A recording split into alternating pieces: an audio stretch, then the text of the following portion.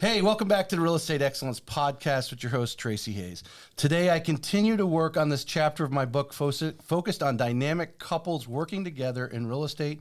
For over 20 years, these two independent real estate agents have been sharing their experience, knowledge, and professionalism with buyers and sellers they represent, matching the right people with the right home by leveraging their expansive network has enabled them to consistently producing at a high level. Let's learn a little bit more about this amazing couple whose slogan is "Our Family Helping Your Family." Tracy and Ben Glynn of the Glynn Team with Momentum Realty. Welcome to the show. Thank you. Thank you for having us. Thank you. I'm glad you guys came over and get to know you guys a little bit more. And one of the things I find very interesting is the amount of couples working together, and I'm sure at times it's not easy, but I'm really curious about how you guys kind of draw your lanes and how you guys work together.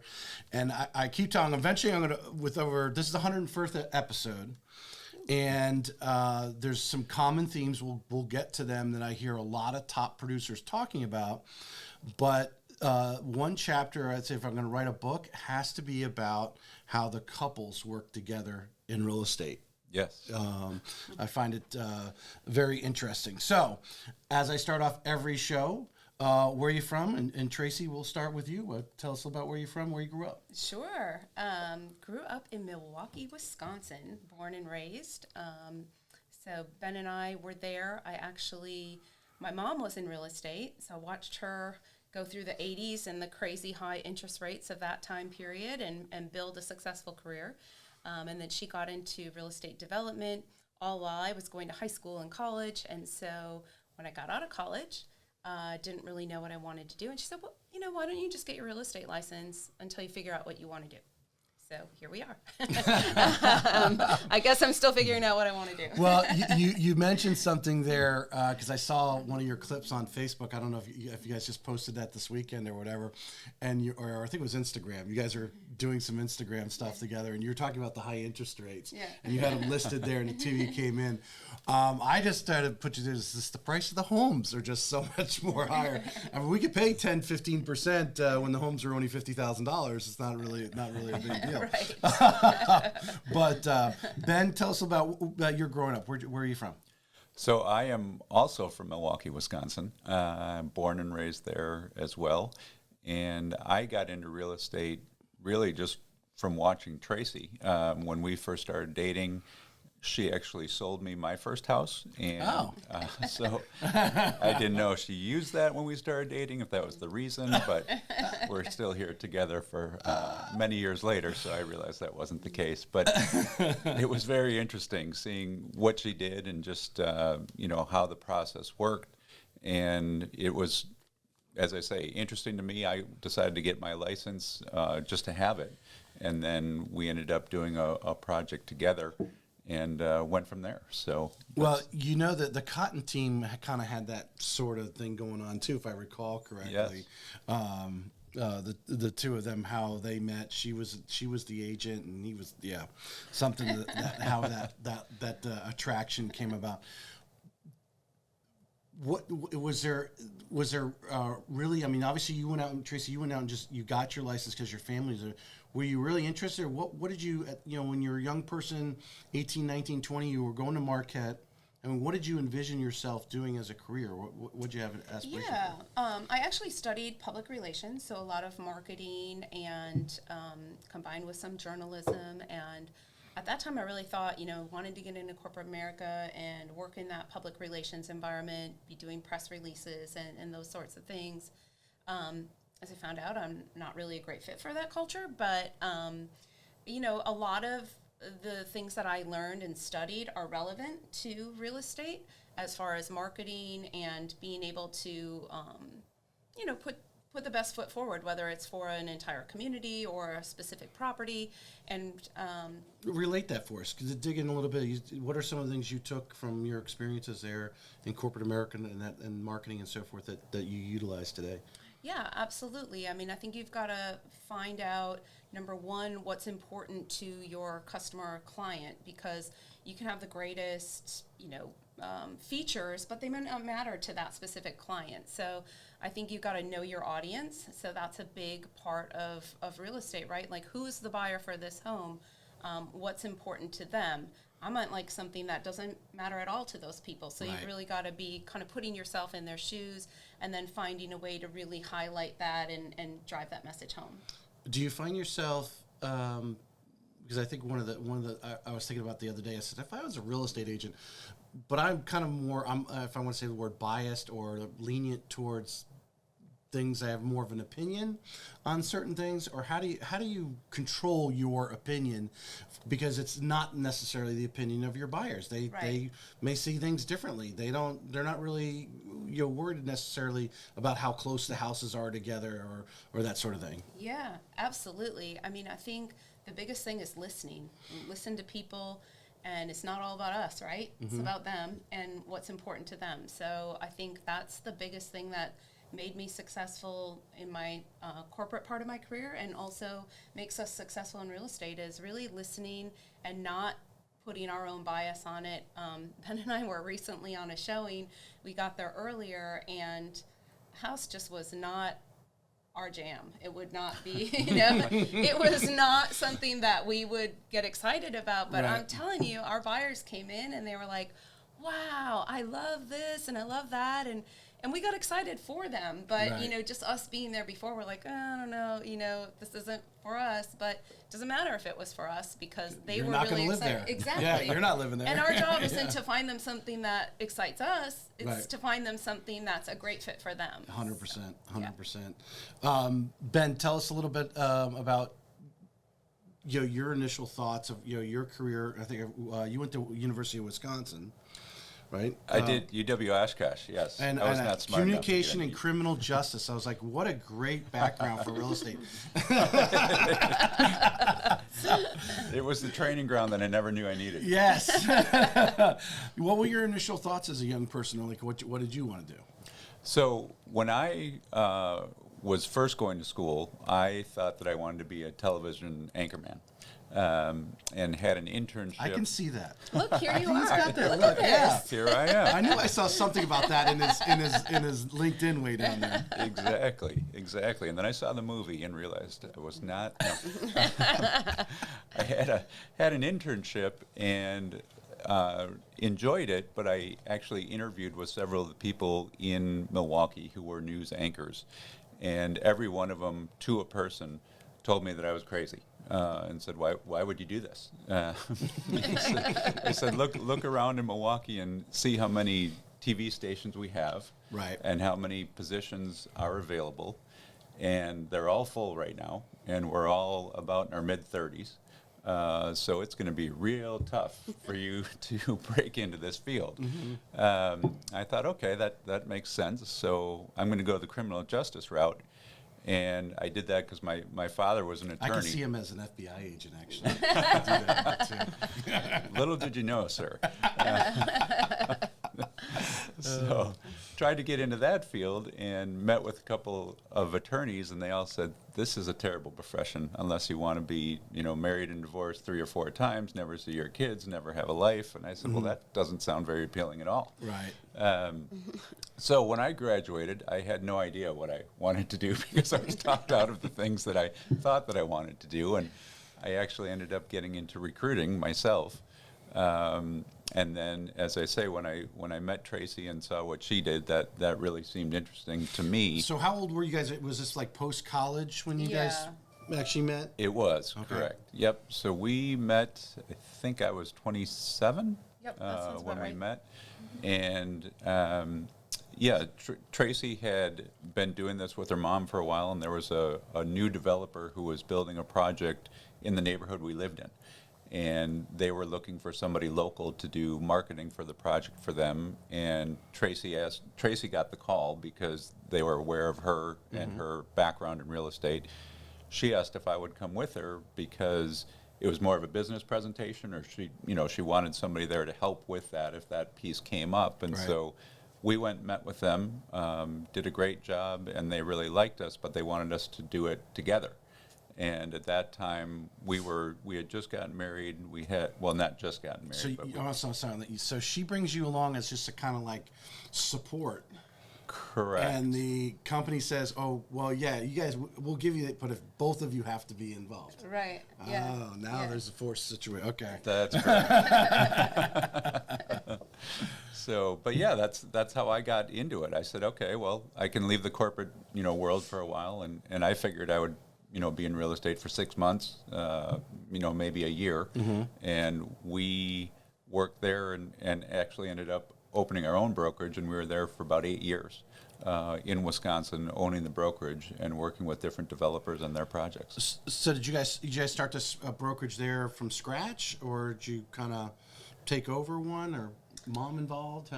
Yeah, well, we started out working with realty executives, which is kind of a 100% concept. I think there's some offices here, but, and then I think our broker actually said to us, like, what are you guys doing? You're working with all these developers, you've got your own thing. The broker was a good friend of my mom, so she was like, you guys should start your own thing, and so we did. Yeah. Interesting. Ignorance is bliss, Tracy. Ignorance is bliss. Yeah, I guess so. Now, developing, did you bring on other brokers, or was it just pretty much the two of you, mom? How did the... It was the two of us, and then we hired, I don't know how many agents, just a small group of agents to really help with the projects that we were doing. We had about 6 agents and 1 office assistant at our height. Right. So just in that initial taste, because you guys are, what now, this, 28, 29 years old for you? Yes. Yeah, Yeah. for this. So, one of the experiences, like I said, one of the listeners, I think, listen in is, hopefully there's a new agent, or an agent maybe's hit a lid. Maybe they enter with the wrong brokerage, because I think every brokerage is different. Right. You change brokerages for different reasons. There's some brokers that are great at very green agents, and there's others that only want to deal with those who've been producing for years or are off to a really great start.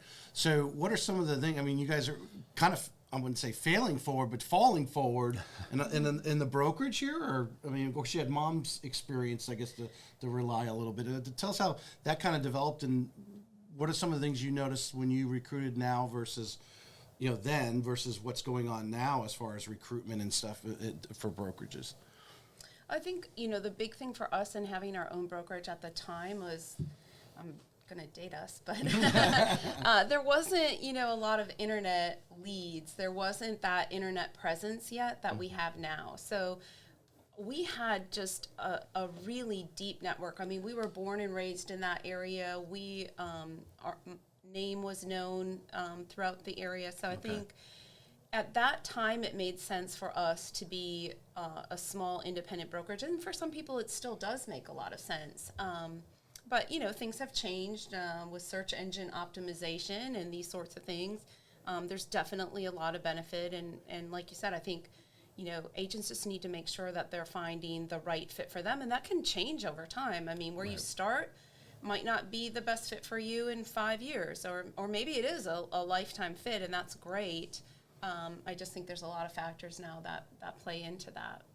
So what I'm getting, and just knowing the little bit about the real estate industry when I was young and growing up, I don't believe, and this is just a perception of no factual data, the dependency on the broker to add value to their agents is greater today than it was, 15, 20 years ago. 100% agree. Yeah.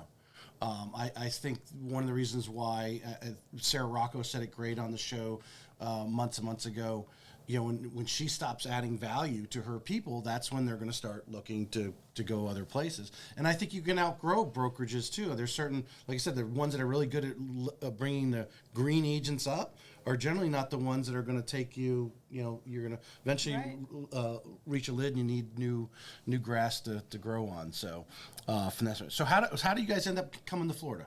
How does that happen? So that was really, there were probably about 3 factors that all came together at the same time with that. And one of those was my mom and my stepdad have lived in Atlantic Beach for 32 years, I think 33 years, and they didn't have any other family here. but we visited them a lot. And so we knew that we liked Florida. We liked the idea of it. And so that was one thing, was getting closer to them. Second thing was, at the time, I was working for a company that sold software into grocery stores. And one of the key customers that I was about to acquire was Winn-Dixie, whose corporate headquarters was here in Jacksonville. And then the third thing was, Tracy, since about her third day out of the womb, decided that she hated the cold, even though she stayed in Wisconsin for most of her life. She said, we have got to get out of here if we've got an opportunity to do that. And so we had, as I say, an opportunity, and it was one of these things where our daughter was just about to start high school. Our son is 2 years younger than our daughter, so we knew if we didn't move now, it would be at least 6 years before we'd be able to move, because we weren't going to take either one of the kids out of high school. Right. So we came here, and Tracy and my daughter were actually, and my son were here the first day. I was actually still out at a job site working corporate job, and Tracy initially called me and said, "This is terrible. We thought we were going to have about 50 houses to choose from and all these great different communities." And she said, "You know, these photographers for these realtors are really good, because these houses don't look anything like what they show online." And our house was sold, so we were going to need to go somewhere. Didn't have a choice at that point. But all right, so I'm gonna go backwards just a little bit, because I want to share with the audience and anyone listening, because you had your brokerage there. Did you say 8 years? Yes. So 8 years. So both of you, as we talked pre-show, kind of got lured back into the corporate America thing. Was it just I guess, what time period are we talking about? Was this where we just had a downturn? Do you want to take a wild guess? Or, well, yeah, I can probably get. So, we're early 2000s then, or mid 2006, 7, and 8. 2007, 2008. Yeah, okay, yeah, all right. So that makes total sense from that standpoint. I imagine Milwaukee just came to a screeching halt. Is that? Yeah, and we actually area. had kind of taken a leap of faith and decided to invest in a large 55 and over condominium development as developers. And that project came available for purchase in November of 2007, I believe, which couldn't have been worse timing. But luckily we were able to stay afloat. But I think that, combined with the fact that we had 2 little kids and just a lot going on, like I mentioned before, for better or worse, I grew up in real estate, saw the highs and lows of it, and I said, I had an opportunity to do some physician recruiting for a boutique agency there, and I said, I'm just going to give this a try. Right. And then Ben got an offer, and for us at the time, it felt like the right thing to do, even though we kind of always felt that pull back toward real estate and stayed licensed the entire time. But that's what took us away. So I think, this is, as you mentioned before, with new agents, this is never a linear path, right? Mm-hmm. So ours kind of went all over, up, down, backwards, and sideways. But we did what we needed to do for our family at any given time, and luckily it all worked out, and we're back here today. So. Well, I mean, isn't that really, part of, obviously your 1099 as an agent, there's health insurance and all those things involved. And then, like I said, the time of your family, and you got the kids and they're growing up, and the expenses of doing that. Obviously having health insurance is huge, now. It's not just the 2 of you guys at 30 years old. Hey, we can make it. Now you got kids. Right. So you got to, real estate is one of those things where timing can be everything. Right. I've had some great single moms on that have actually dove into real estate, and bless them, and they're doing really well. I think they being in North Florida at the right time in the last 5 or really the last roughly the last decade fit them. But obviously Milwaukee, Wisconsin, you got 2007, 8, 9 collapse. You're having to learn about foreclosures and short sales don't happen overnight. Right. And you got to feed the family. Right. You know, it's not just the two of you. So I can understand that. So you both jump out. He gets the job here in Jacksonville. You come down. So what was it initially, as Ben was leading into, about the homes that kind of caught you off a little bit, coming from Wisconsin to Florida? Because we have a lot of people who are doing that right now. Yeah. Well, I mean, looking online, I mean, I think we thought, oh, this is great. Like, we'll move to the Jacksonville area, excuse me, and we'll be able to buy a house for like $250, $275. And, you know, I can leave my corporate job and get back into real estate, and, you know, we'll have that flexibility of not needing that income. Right. And so we put our house on the market the first week in November of, what was that, 2013? Mm-hmm. And in Wisconsin in November, we lived like, you drove up a hill, then you drove up our street, which is a hill, and then you drove up our driveway, which is a hill. So it starts to snow. It's not that attractive. So we're like, you know what, let's just put this on for 30 days. If it happens, it's meant to be. If it doesn't, we're just going to put this to bed for 6 years.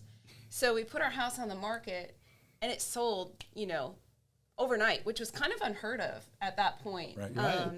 And so we're like, oh man, here we go. So we come down here, and the first day we're looking, and I was convinced that we were going to love St. John's Golf and Country Club.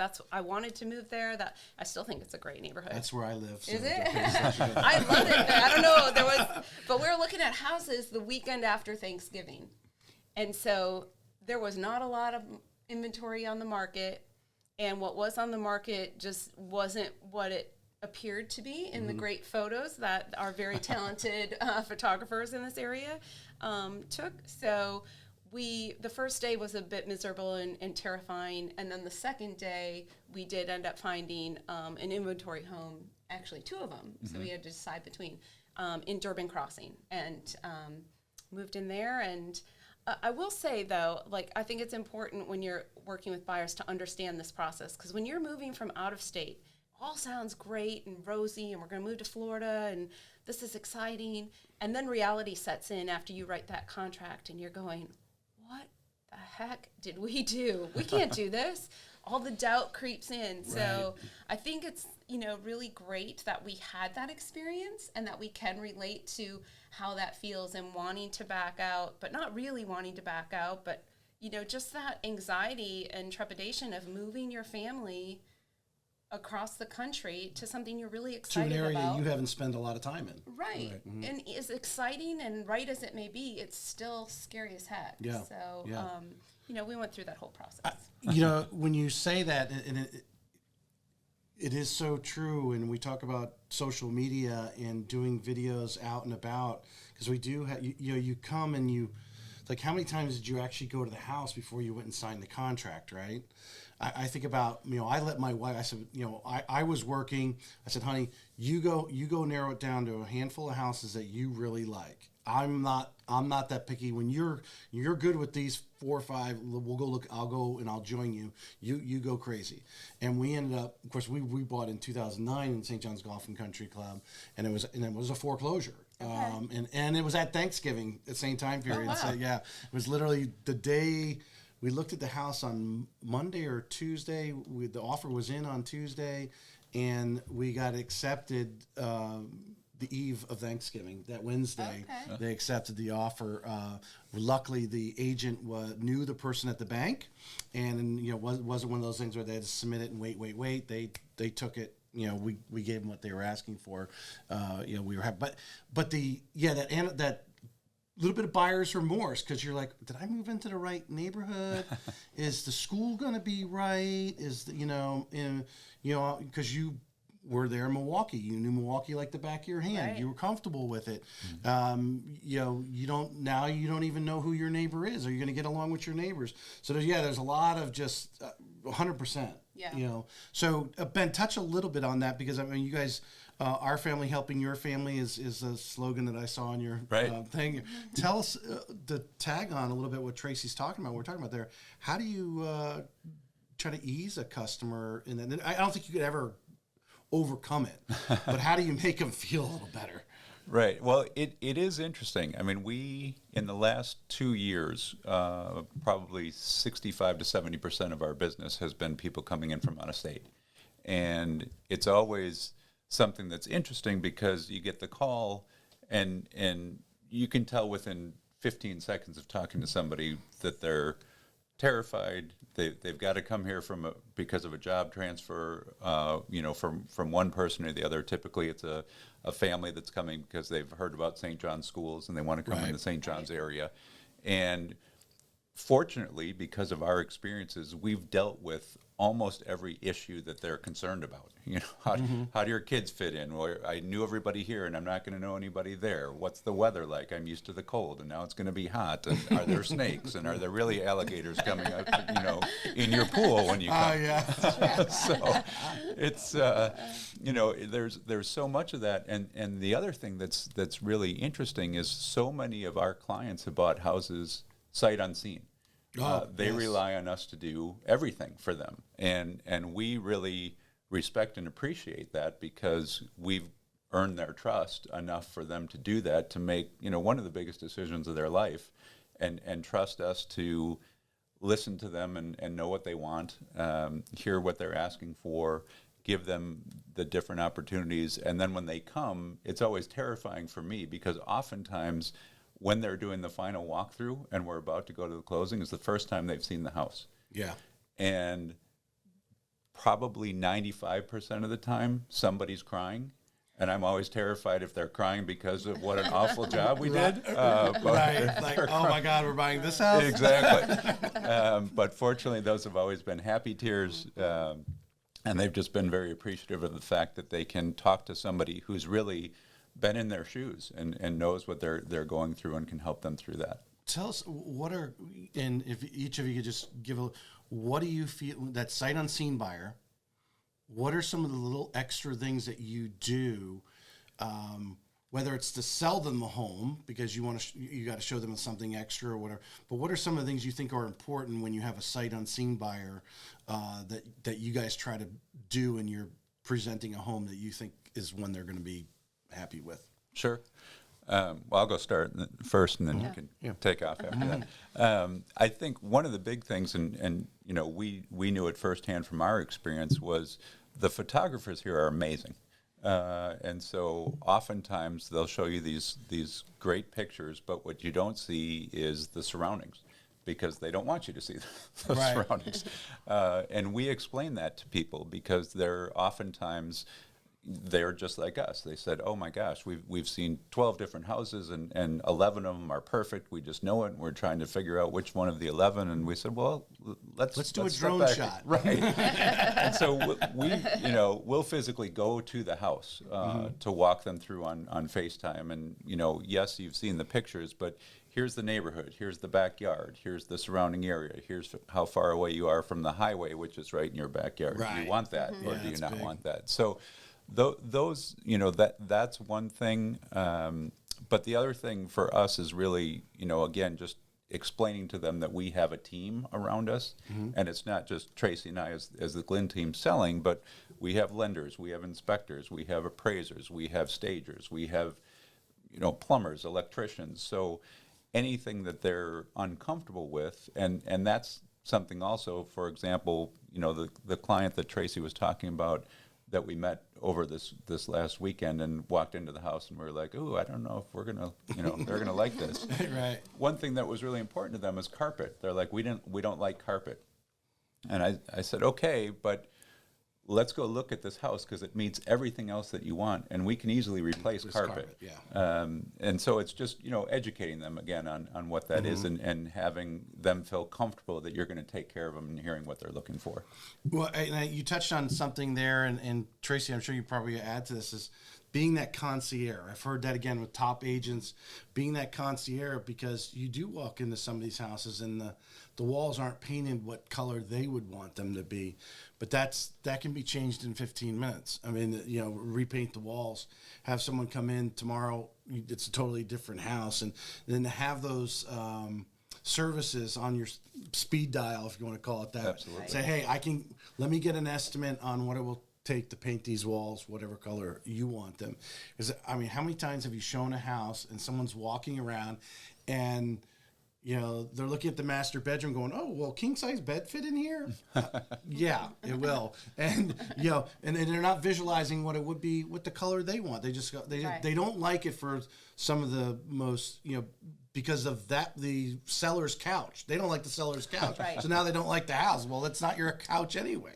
Right. Well, so Tracy, touch a little bit on what you like to do on this. Yeah, and I think, you made a great point. Like, buying a house is a very, gut reaction, emotional, and we can't take the emotion out of it, nor should we, right? So I think it's really important that we hear the client's concerns, and it's not that we're trying to convince them otherwise or minimize what that concern is or the importance of it, but to really acknowledge it and understand the importance to them, but then also provide solutions and having those partnerships, like you mentioned, and offering that concierge level of service. We've got a client now down at the beach where she purchased, a $2 million condo, but she lives out of state, and she needed somebody to help her decorate the condo. And so we have a great resource for that. And then when that person was decorating the condo, the toilet upstairs started to leak, and there was a big leak in the ceiling.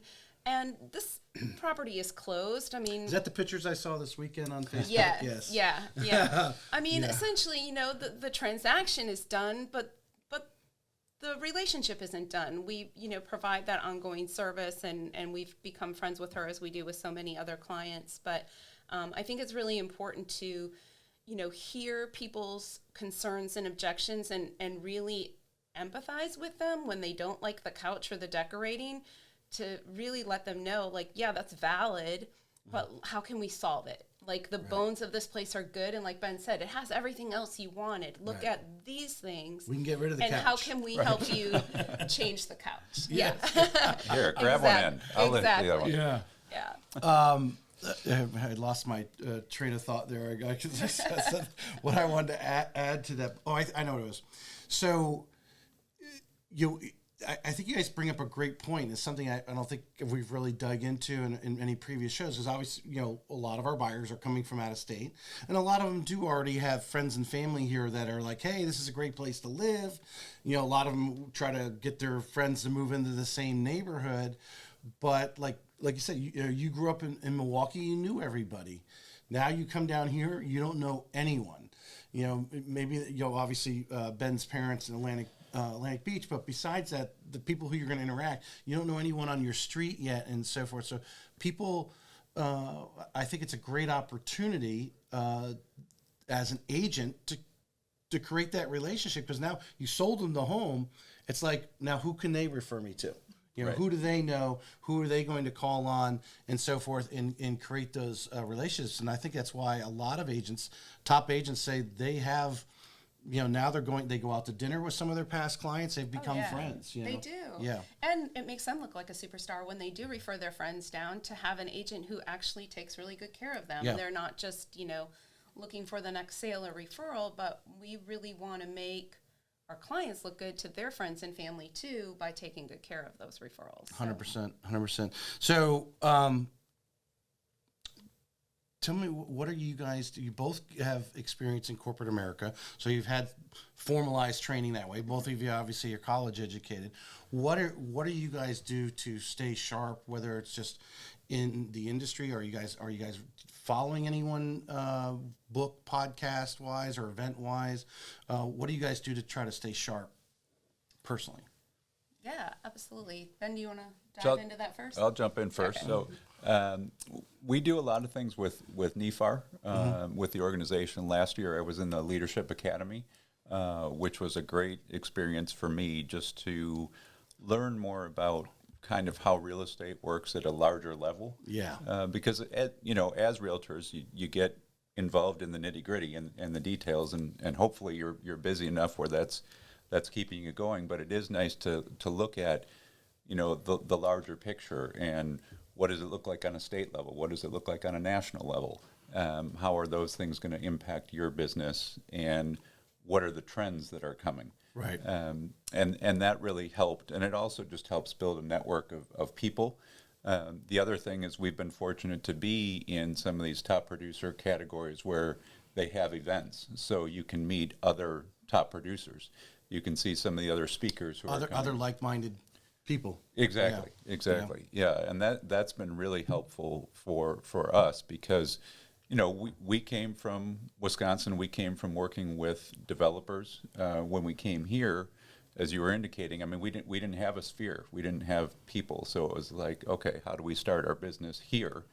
And that was really, you know, online leads and working those as hard as we could, and then trying to get referrals from them and continuing to grow. So that having those people around us who have been successful and done well and being able to learn from them is really beneficial for us.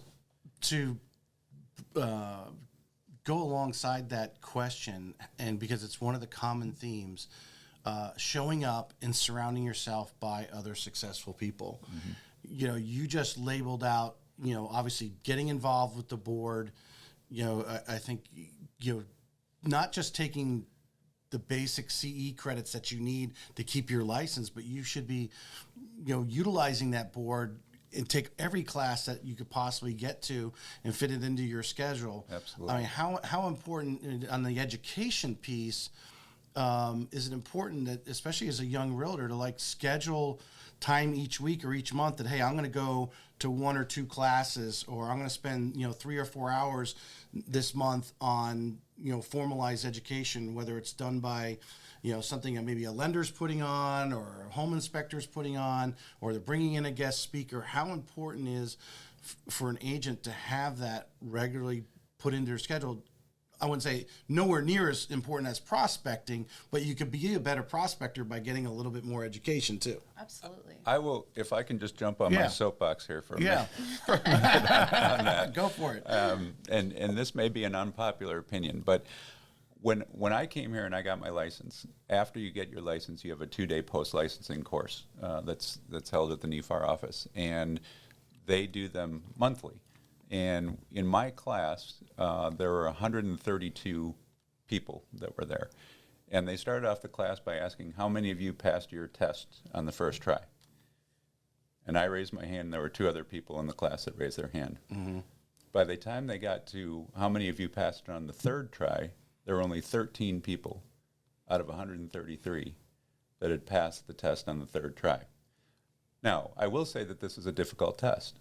However, if we're testing on the 5th try or the 6th try, I agree with you with your persistence, but you know, it's You're like, going to need some professional development. yes, we need some training. And so, to your point, especially as a newer agent, I mean, it's critical.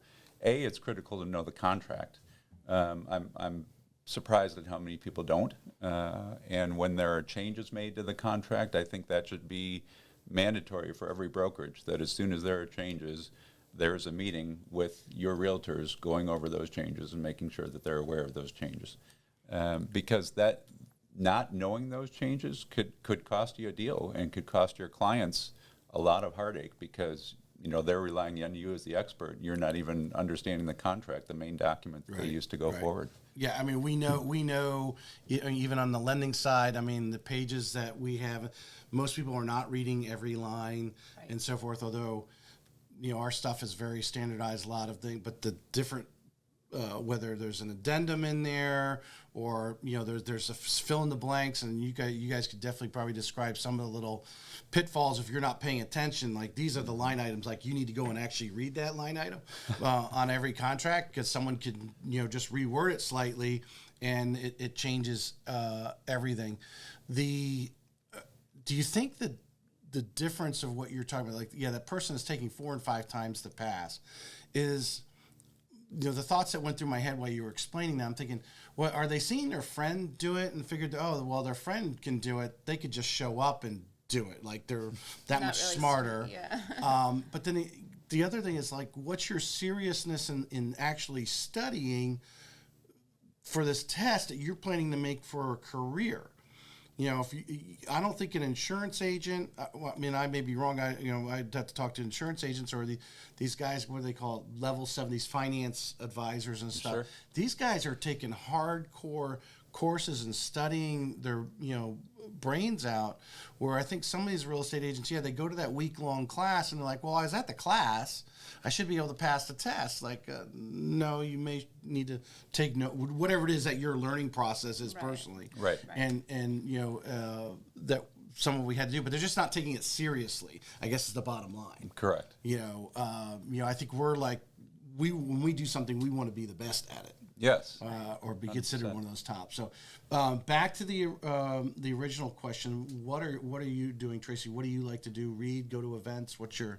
Yeah, absolutely. I mean, we've been really lucky. Our brokerage offers a lot of, mastermind classes, and I think a lot of brokerages do that. So I would just encourage, if there are newer agents out there wondering about how they can kind of raise themselves to that next level, is to definitely take advantage. And like you said, the mortgage brokers put on lots of events, but take advantage, and you can get sucked into that too, I think, where you're like, that's all you're doing. Prospecting is important. But you always glean something, and be open.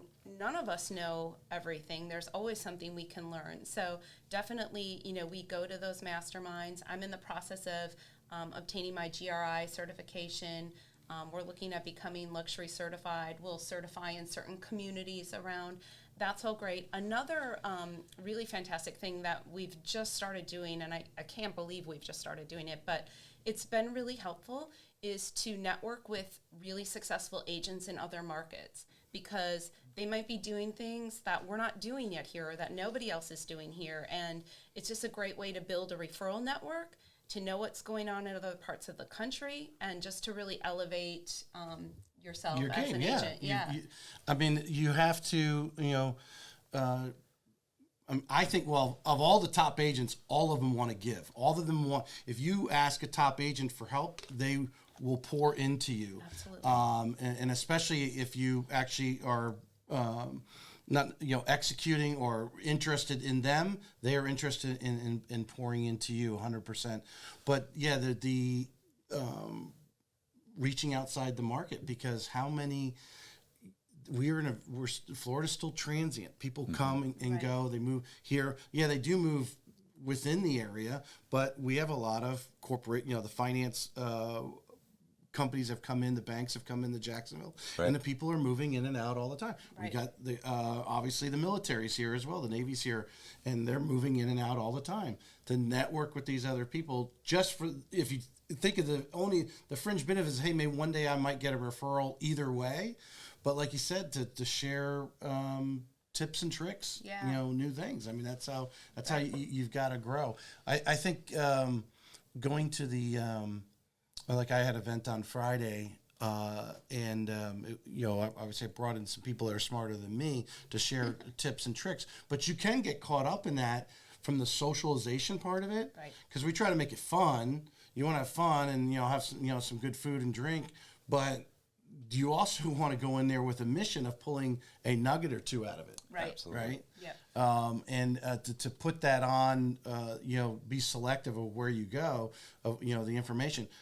Ben, you mentioned the contract. How important is it to go to different contracts? Because different people will teach it a different way and highlight different parts of the contract that they're more comfortable in. How important is actually to go to that class regularly? It's extremely important, and they do. NEFAR does a great job when they do have updates to the contract. They will shoot out messages. They will tell you that there have been updates in the contract. They will offer updated contract courses. So they do a really good job. But there are brokerages that do a great job too. Yeah. I mean, we started here, we started with Roundtable Realty, and one of the first things, the first week basically that I was there, Howard said, look, you need to know the contract. That's really all I want you to be focusing on this first week. And take it, highlight it, come back with any questions that you have, because we came from Wisconsin. We knew that contract backward and forward. It's very different from the contract in Florida. And there are, just as you say, many people moving here. There are also realtors moving here, and they're coming from other states, and they're used to their contract at a different state. So it's it's crucial that you know it, and I think they do a good job. Certainly NEFAR does a great job with their training and their continued classes. Well, and just to kind of circle back on the education, to me, and I think you guys would agree, education also gives you the confidence when you are prospecting that the contract. I know I could read it upside down. I think someone was telling me like they turn the page. If you can explain the contract upside down like that, you've got it. Absolutely. And you need to be. But I mean, when you're in front of a prospective client, to be able to do that, say, hey, I just want to point out some key points of the contract and turn it upside down and explain it to them. It's not necessarily actually what you're actually saying. It's the fact that you did it. Right. Because most of the agents out there are, I can guess 99% are probably not even doing it. Yeah. Just guessing. Right. Okay. Tell us a little about the Glynn team and how you guys are actually functioning together. Because one of the things I have found with other couples is there's a visionary in the relationship, and then there's the integrator in the relationship. So who is our visionary? Oh boy. Do we have? I mean, tell us. Tell us. Go ahead. How do you answer that one? Sure, put me on the hot seat. No, I don't know. I feel like we're kind of. I'm processing that, but I feel like we're kind of a good blend of that. I definitely, come up with some crazy ideas, and then I can bounce them off Ben, and we kind of, vet them out with me. I don't want to say bring me back to reality, but She means I listen to what she tells me. right. But no, I think we do complement each other very well. Ben is very pragmatic, and he knows the details, and he can really negotiate without letting his emotions get the best of him. And I can do that too, but he definitely grounds me in that area. So it is a nice compliment to be able to offer, the empathy and relating to people on that more emotional level, but then also being able to take a step back and acknowledge it, empathize with it, but separate from it a little bit, which Ben is really able to do and be like, okay, let's not lose what the end goal here is. I know you're right, they're being unreasonable or whatever, but the end goal is this, and he's really good at making that happen. So I think, we it's crazy. Like, people are always like, you guys want to work together? And we do. We love working together. It's like, when it's not happening, it feels foreign. So, I think that comes across to our clients because they know how comfortable we feel with each other, and we do play off of each other's strengths. So, we just kind of divide and conquer, I guess, who's ever available and whatever we can do to make the best scenario for our clients. So, but in a transaction, Tracy, what are you? Is Ben doing more of from the prospecting side, and you doing more of an operational side, or you guys kind of do a little bit of both together and tag team on with clients to work better? How's that working? Yeah, we do tag team. I mean, we recently sat down and started doing some whiteboarding sessions. We're like, okay, what are we doing for this? Event planning, and then, who's going to do what. So we kind of separate it out because otherwise it kind of never gets done, right? Right now I'm kind of focusing on the prospecting because Ben's entrenched with a few clients that he's been working with. So, it kind of ebbs and flows just depending on the workload and where we are. I tend to kind of be the person up front who kind of schedules more of the showing, comes up with the ideas for the client appreciation and some of those things. And like I said, Ben is our contract master and negotiator. So I don't know. I feel like we tag team on a lot of it, but. Well, so give me, from this standpoint, customers referred to you by someone who can they expect is probably showing up to show them houses or do that initial buyer's consultation?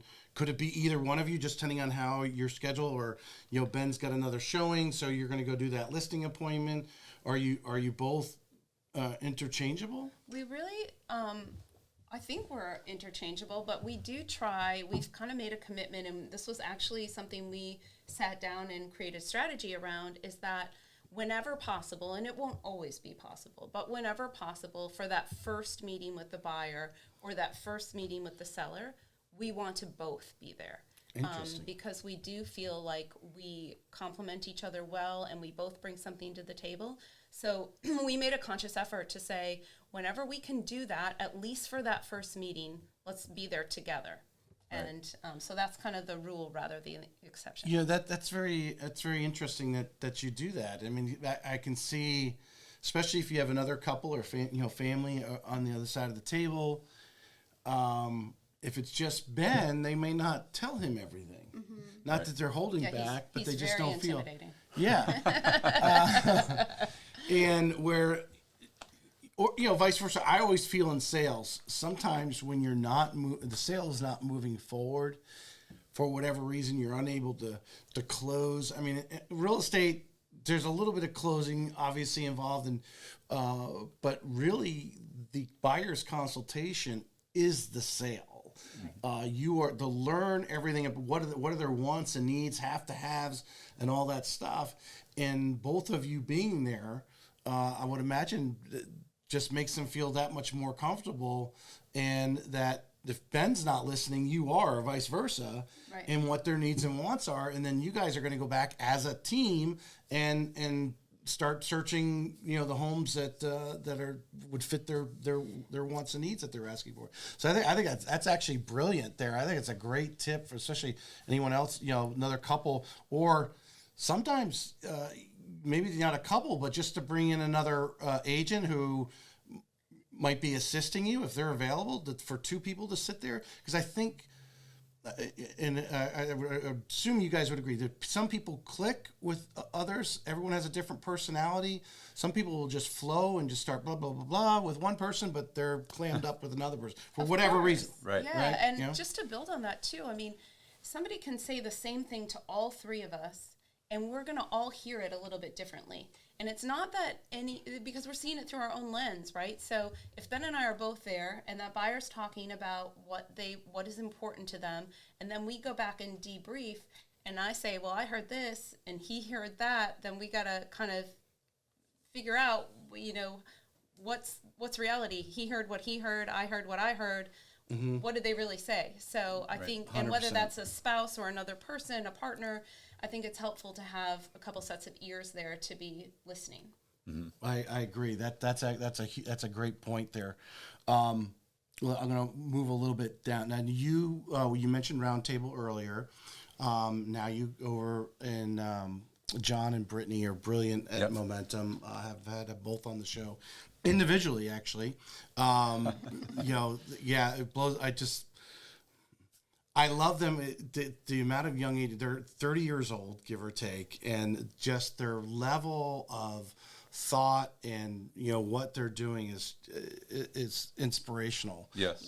From that standpoint. Amazing. But Ben, when you were evaluating brokerages, I imagine was it his decision to change? Was she as much involved at the time in the change of brokerages in the decision making? Yeah, I mean, we definitely talked it over together. Mm-hmm. Right. We kind of initiated it, but Yeah, we had known John and Brittany since they started the brokerage, and we had talked with them a couple of times, and there was, to your point, they're amazing. I mean, the intelligence that they have and the things that they bring, and they're very different as people. Where I think Tracy and I are kind of more similar. With John and Brittany, they're very much defined. I'm taking the buyers, you're taking the sellers. I'm doing this, you're doing that. They have it down to a science. Yeah. So when we were looking at things, it wasn't because we didn't like what we had at Roundtable. Right. It was because we thought that there were some things at Momentum that were going to allow us to take our business a step further. Right. And so that was why we made the decision, and are happy that we did. As you say, I mean, you learn something from everything that you go through and every person that you meet, and Momentum has other people that are doing very, very well, but doing it very, very differently. You know, there's one person there, for example, that I think he was doing $12 or $15 million last year, and all he does is YouTube videos. And he refers out all the business because he doesn't like going out and showing people 15 houses and writing the contracts and doing all that. He likes doing YouTube videos and creating content. Good for him. I mean, that's, you know, go with what you know and go with your strength. 10X it. Yep. Absolutely. Yeah. For agents out there right now someone thinking about getting in the business, maybe stepped in because they're friends with a brokerage and, you know, so they just went and joined that brokerage sight unseen, Right. more or less. Or for that agent who may have hit a lid because they've squeezed all the value out of their broker. Their broker's not growing and continue to add the value they initially did. How important is it? And, you know, what are some important things if you're looking to make a move or make that first brokerage choice? What are some important things that you want to do, ask to make sure you're going to fit? Sure. So I think it's different, and Tracy, you can jump in it, you know, and correct me if I'm wrong here, but it depends, number one, on if you're a new agent or if you're an experienced agent. Because I think as a new agent, you know, one thing that's always a question, and our daughter was an agent for a while. She still has her license, but she started her own business outside of real estate. But one of the things that was really important to her was, look, I'm starting this and I don't have a lot of money for leads. And so how am I going to get that? And she ended up going to a brokerage that, you know, started her off at a 50-50 split because they were giving her the leads. And for her, it was great because she was getting repetition. She was getting leads. She was getting the ability to go out and see houses and write contracts and do negotiations and, you know, make money, more money than she thought she was going to make. But then she started getting to a point where she realized, okay, I'm giving an awful lot of money to this brokerage because I've been here for a while, and now I've learned some things along the way and feel more comfortable with what I'm doing. So, you know, that conversation is very different from somebody who's an experienced agent who's maybe making, you know, $5 million or $10 million or $15 million or whatever that number might be, and they're looking to get to the next level. They're looking to get something else. Right.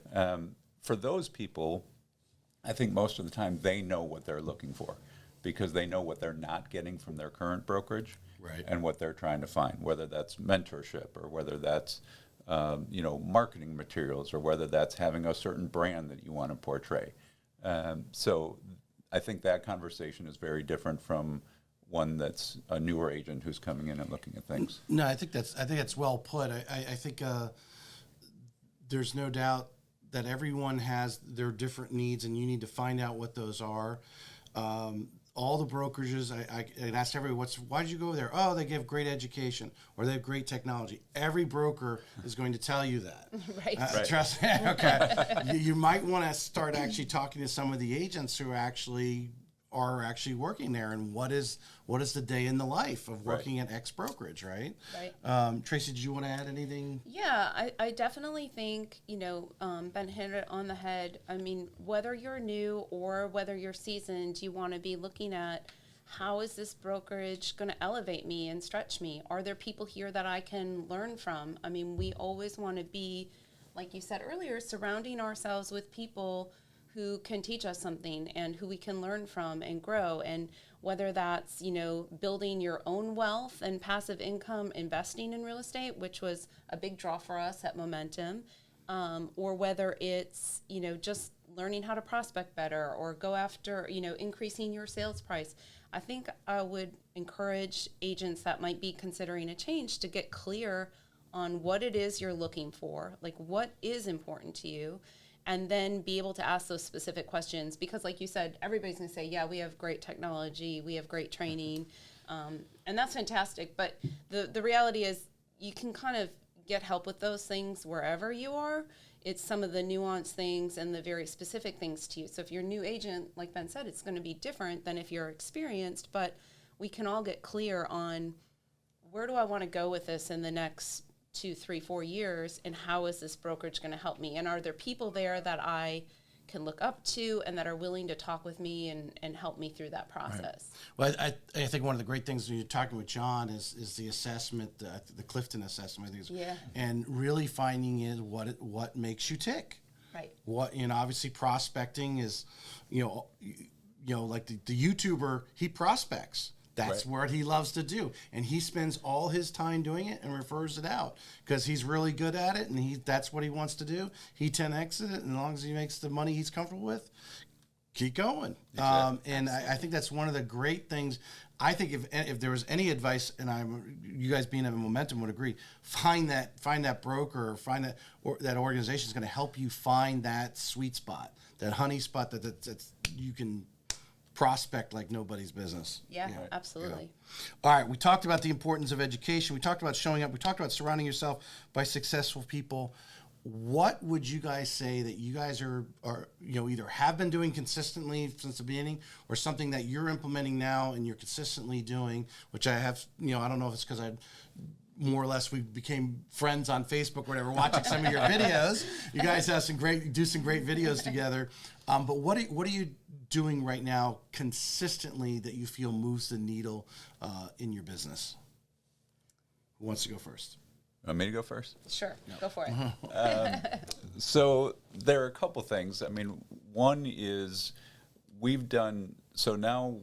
I've been here licensed officially for about 4.5 years. Tracy was licensed a little bit before I was, but so we've now gotten to the point where we've built our business a little bit. We've been here a while. We've got a little bit of a reputation. So one of the things is really trying to leverage that and focus that with our existing clients, and making sure that they're letting friends know that we're available and we can help them. But another thing that we do, and we started doing this as soon as we started in business, is we partnered with an organization called HungerFight, which is a charitable organization, and they provide meals for children and elderly.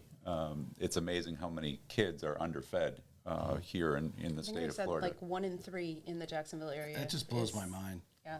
Yeah, it's incredible. And we went to a packing event, and they do these pretty regularly where they have volunteers come and pack meals, and then they take those meals and deliver them to the schools. And we were amazed at what happened and hearing some of these statistics. And so we decided to partner with them, and every transaction that we have, we donate a portion of that transaction to HungerFight, which provides these meals. And in the 4 years that we've been with them, we've provided over 100,000 meals to the organization. And our clients, I've never seen more people cry when we give them a certificate. Yeah, telling them. the certificate, you tell them exactly how many meals their transaction has provided. So that's pretty cool. Yeah, yeah. They get that at closing, and they love that. So those are things. I mean, from a focus standpoint, certainly it's nurturing those existing clients, making sure that they feel comfortable giving you referrals. But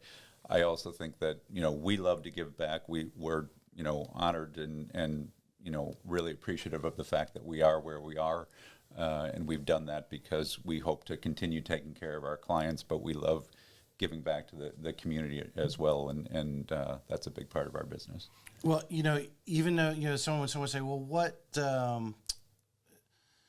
You're doing that, but what return on investment? And they don't realize the actual return on investment is when you left that closing table, that emotional attachment. Like you said, people were like, oh wow, that they actually did something through their transaction, through you guys for this drive, and it just creates that post-closing relationship, which is so important because you were tagging on, working your past clients.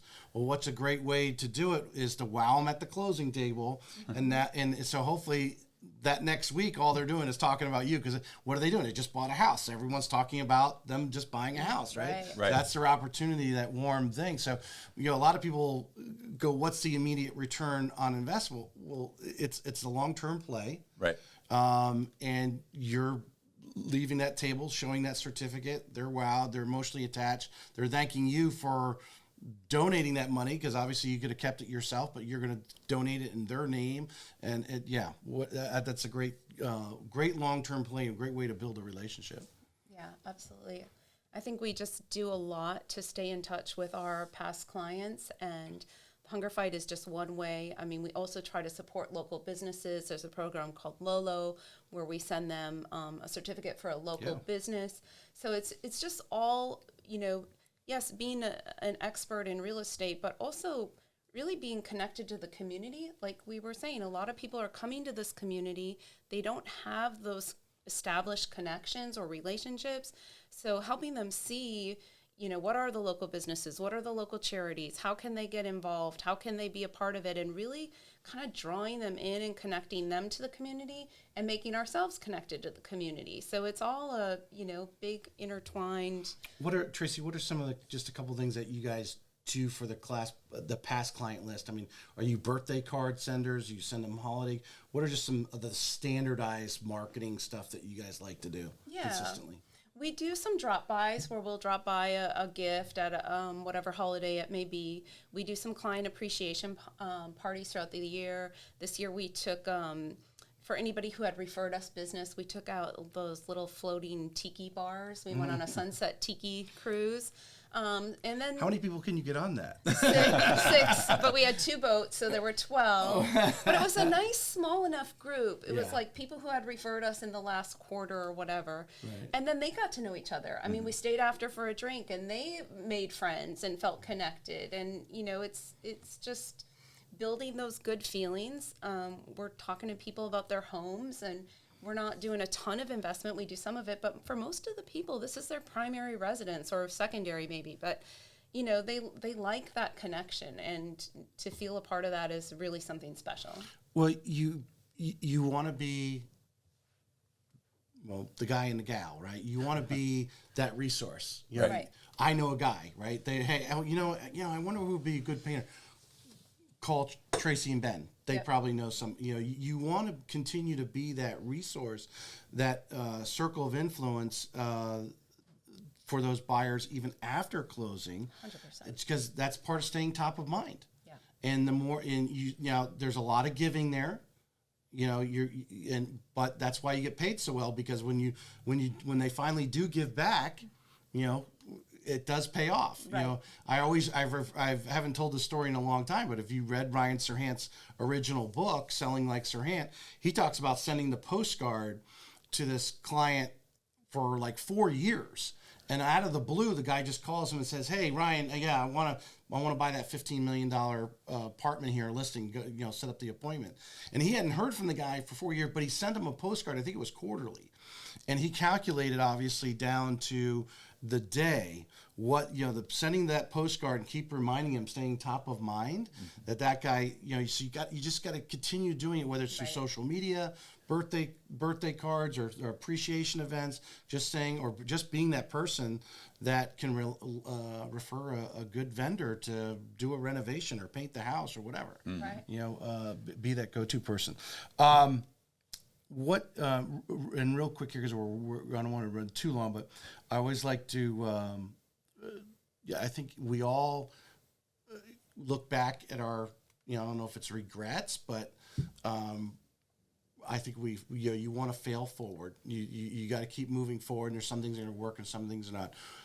What would you say has been the biggest mistake, or just something that you say, like, if you were working with mentoring a new agent, you say, you know what, I've done that, I don't recommend you do that.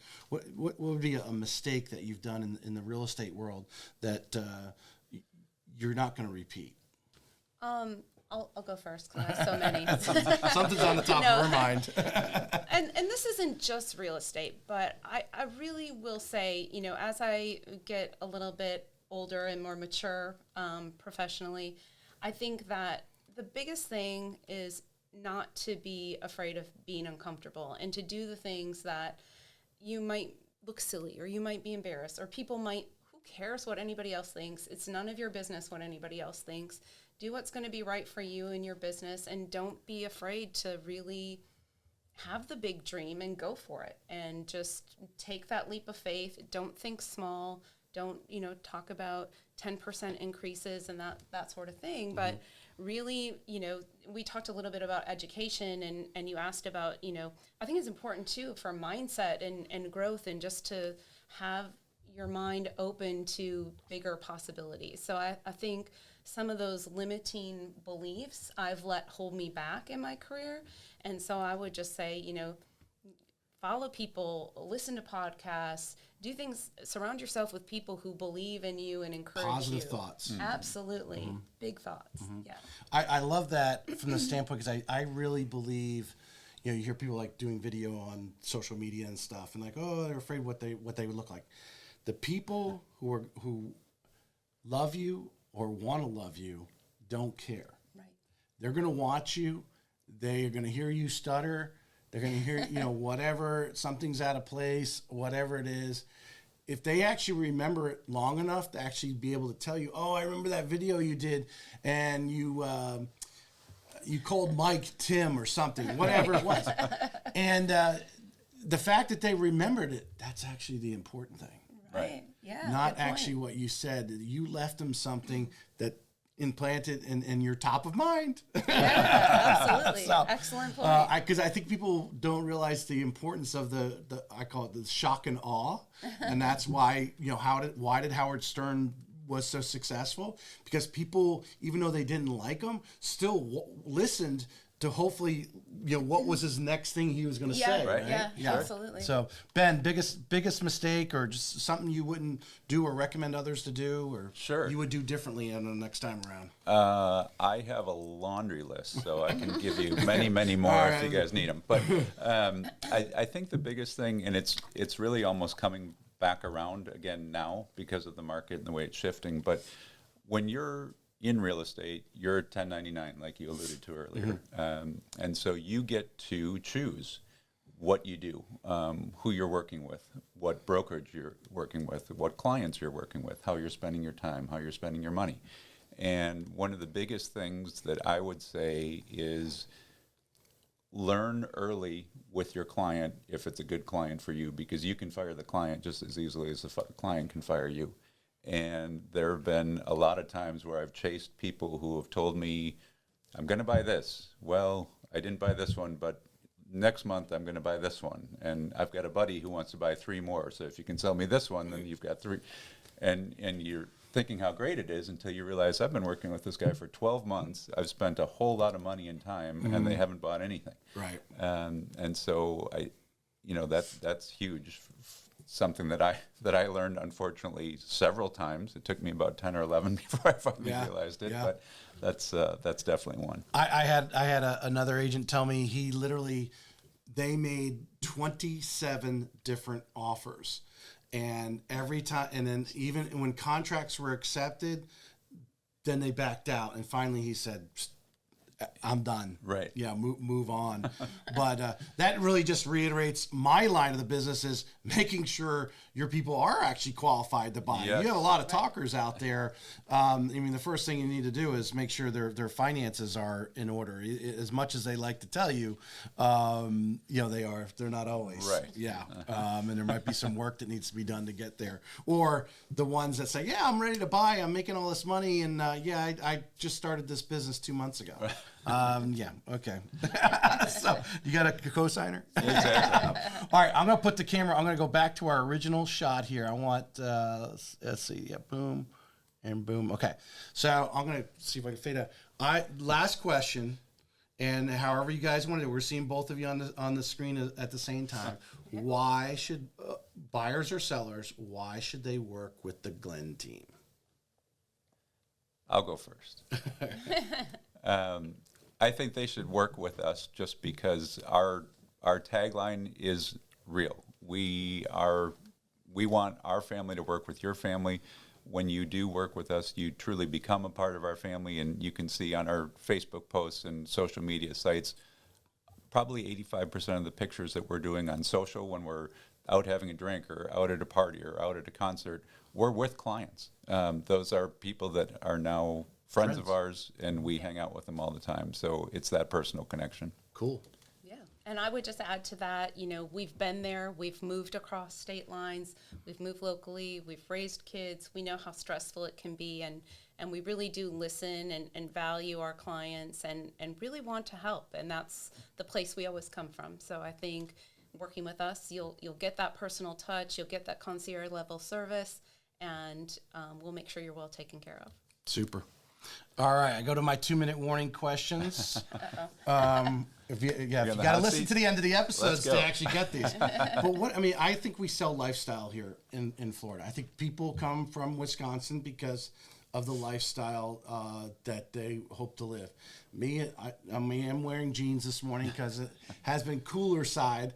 I try to limit that. I've used up most of my, I say 5 days a year. It's probably like 10. But obviously I like wearing shirts. But we sell lifestyle.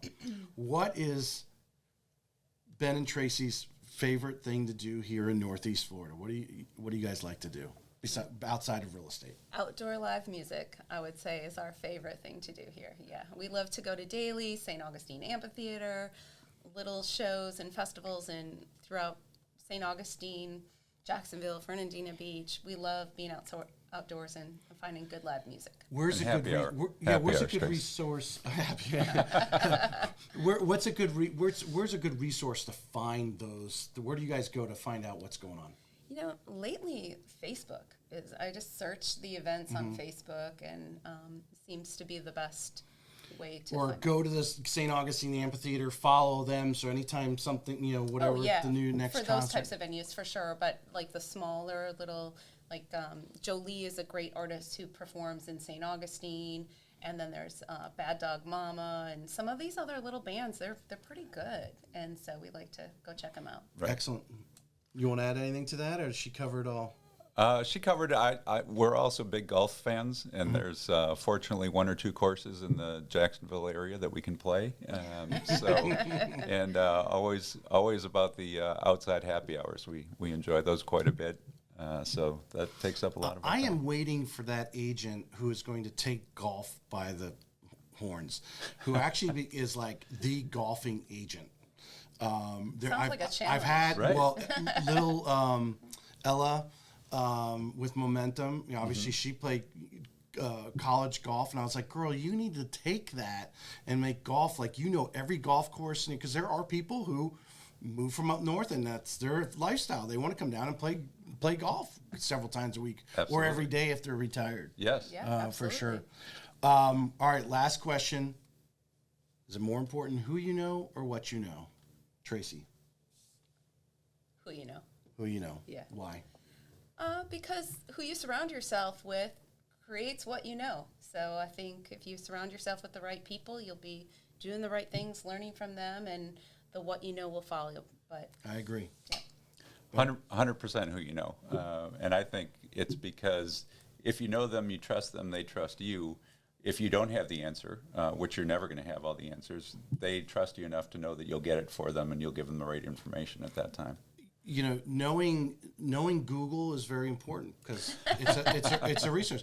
Knowing great people that have maybe failed or succeeded in one way, or how many times in our business, whether for me it's someone's financials or something that's happened in their life, and I've got to go, in 17 years, I've never actually dealt with that particular situation.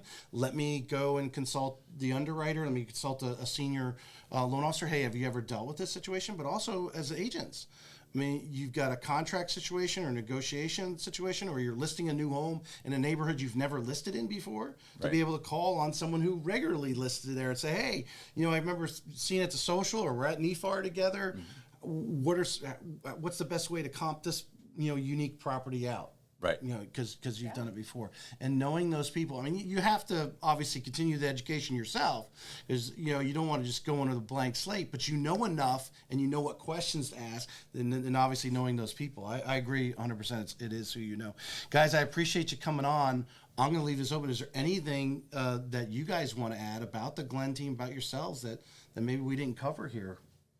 No, I think you did a great job. I would just add, we're honored to serve so many families here. We love especially working with people moving to the area, I think we can relate to that on a husband-wife family level. And so would love to help some additional families and, any younger couples who are starting out and maybe facing some challenges. Like we talked about earlier, our journey was certainly not linear, and I'm sure it won't be from this point forward. So if anybody has questions that we can be a good resource for, we'd love to chat. Or, if buyers, sellers, or you guys as top agents have poured into you, you're willing to, if there's a couple out there thinking they want to make the X team, that would you guys be willing that they contacted you and how do you guys work together? Because I do, there is everyone, although we like to put everyone in categories